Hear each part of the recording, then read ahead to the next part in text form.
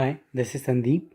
So today we'll be talking about NHST, Null Hypothesis Significance Testing. Okay, so these are the step for Null Hypothesis Significance Testing. Starting with first, we'll state the alternative hypothesis. Okay, second is then null hypothesis. Then we'll fix alpha, fix power, we'll estimate the effect size. Okay, we'll talk about all the steps slowly. Okay, then we calculate the required sample size, we collect data, analyze, interpret, then conclude. Okay, so these steps are like, first we'll check the hypothesis, which is alternative hypothesis for our research. Okay, for example, we are checking Brahmri improves concentration. Okay, then we state the null hypothesis. The null hypothesis, like first alternative is Brahmri improves memory. Okay, when we state null hypothesis, it's just opposite of alternative. We say Brahmri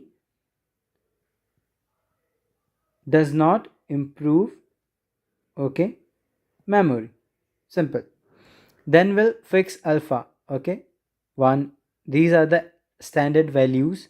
Okay, it tells about like our research may have only, if we take this value, so only just 5% of error. Okay, like we can deal with 5% of error or 1% or 0.1% of error. Okay, that's tell the value of alpha. Power is like, okay, how much power we have. For example, when we do elections, okay, the more the person, the candidate having more votes got the seat. The same here, we should have at least 80% power or 95 or 99% power. Okay, we set any of these values. Okay, then we estimate the effect size. Okay, effect size like how much the amplitude or magnitude of the changes. Then we calculate sample, like how much sample size we required. We collect data, then analyze, and then conclude. Conclude means like we say either we accept the null hypothesis or we reject. Okay, accept here it is called fail to reject. Okay, coming to next. Okay, talking about hypothesis and null hypothesis. Okay, as I said, a statement that conveys the anticipated outcome. Okay, what we are thinking, what our result should be, it tells about that. For example, same Brahmri pranayama changes memory. Okay, and the null hypothesis, a statement that negates, okay, the important point, that negates the statement of hypothesis. So here we go for opposite. Brahmri pranayama does not changes memory. Simple. Okay, coming to next. So there are two types of null hypothesis, either, or hypothesis we can say simple, one tail or two tail. Okay, so types is like one tail and two tail. So one tail is like when we say the research or the question is moving only in one direction. Okay, so one direction here mean like when we are saying Brahmri pranayama improves memory. Improves means it's increasing it. Okay, now I'll tell about two tail. So two tails is like, here it's written Brahmri pranayama changes memory. Okay, so here change word means like it can increase or it can decrease. Okay, we don't know, it can go either way.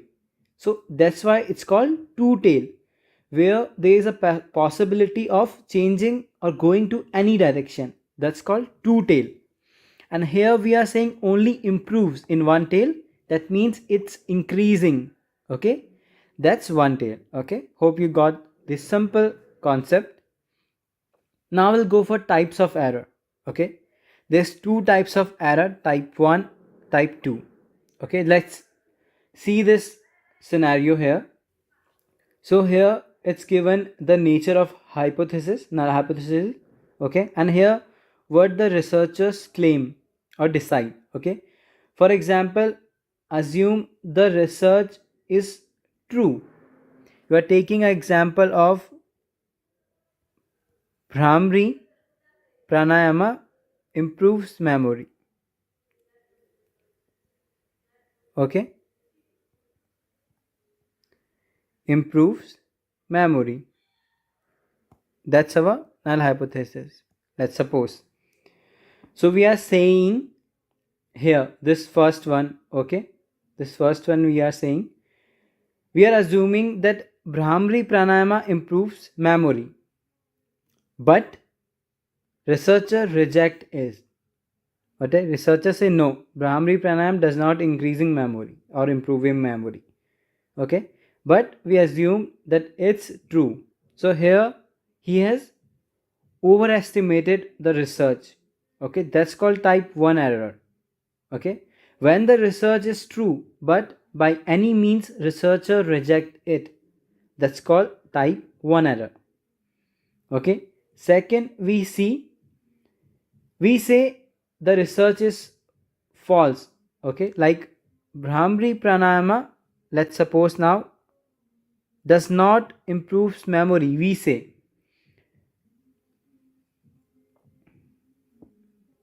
okay. So research is false means Bhramri pranayama does not improves memory, okay, but researcher by any means say no, it's improving memory, okay.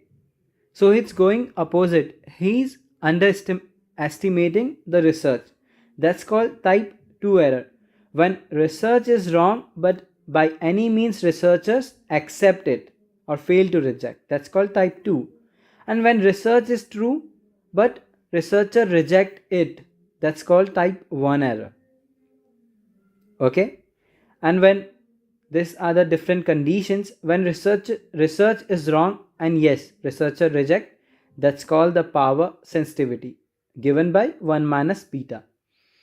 And when research is true and researcher accept or fail to reject, that's called specificity, okay. So these are two error and these are now specific conditions, okay. Let's go for next. Simple. Alpha is 1, rejecting a null hypothesis when it's true, okay, and beta is failing to reject means accept a null hypothesis when it false, okay. I think you got these. Power we call when we reject the null hypothesis when it's false. Specificity, we accept or fail to reject a null hypothesis when it's true. Simple, okay. Now we'll talk about effect size, okay. So effect size is simply a magnitude, okay, of an interventional effect measured by measuring variable. In a simple language we say when we do any research, okay, so how much effect it's showing, okay, when we collect data pre and post, we'll get the changes we got, okay. So by that mean and standard deviation we can calculate the magnitude of the effect, okay, how much effect it's giving to a research, to the variables, that's called effect size, okay. It can be obtained from mean, standard deviation, Cohen's d or pilot study, okay. These are the different forms. So some standard values, Cohen norms are set, okay, like we'll get the values if we get like between 0.5 to 0.8, it's called moderate, okay. Above 0.8 it's high and below 0.5 below, yes, 0.3, around 0.3 it's low. And same in for the correlational study, Cohen's norm is high 0.5, moderate 0.3, low 0.1. These are the standard values, okay. But if you're getting these value, we can like decide how much effect it's showing, either low, moderate or high, okay. Simple. Now we'll talk about sample size calculation, okay.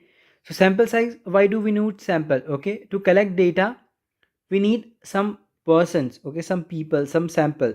So we should know like how much we need, okay, either 10, 20, 40, 100,000, how much should we need, okay. That's why we calculate sample size, okay. So in definition, it's the number of participant need for the study to show the expected effect with minimum and adequate power, okay. Now it's done before study. So we calculate by using alpha, effect size, power and tail, okay. Alpha, like, okay, you all know the, here we have talked about alpha is like 0.05, power let we take 0.8 mostly, effect size, whatever the effect size we calculate, or we use this number from the previous paper for the same variable of research, like which are matching one. So we use the effect size from there. And tail we mostly use 2 tail, it can be go either way, okay. So we put all these values in a software called G Power, okay, and then it's give the required sample size. For example, like here, okay, I've took this screenshot. So here you are saying tails, okay, we have tail. This is the effect size from a particular paper, it's very high, 2.3. Alpha is 0.05, power is 0.9, okay. So these 4 values we have to put, and then after calculating we'll get our sample size, okay. So here it's showing 7, okay, one group 7, second group 7, total 14, okay. That's a G Power software, simple. Now p value, okay. So p value is simply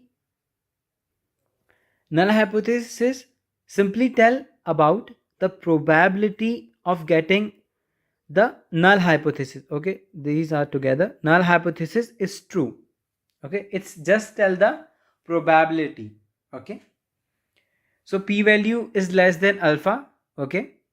If it's less than alpha we reject, and if it's greater or equal to alpha we fail to reject. It's normally set to 0.05, okay.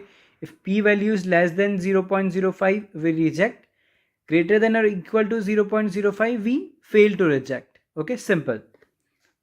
Normally we take this particular value, we have these 3 other 2 also, okay. So that's all for today, thank you so much, okay. Today we have discussed p value, G Power, sample size calculation, how to do effect size, errors, okay, types of error, type 1, type 2, how it's overestimated, how it's underestimated, okay. We talk about types, 1 tail, 2 tail, hypothesis, null hypothesis, and the whole steps of null hypothesis significance testing, okay. So that's all for today. We'll talk about sampling techniques in the next video, okay. Thank you.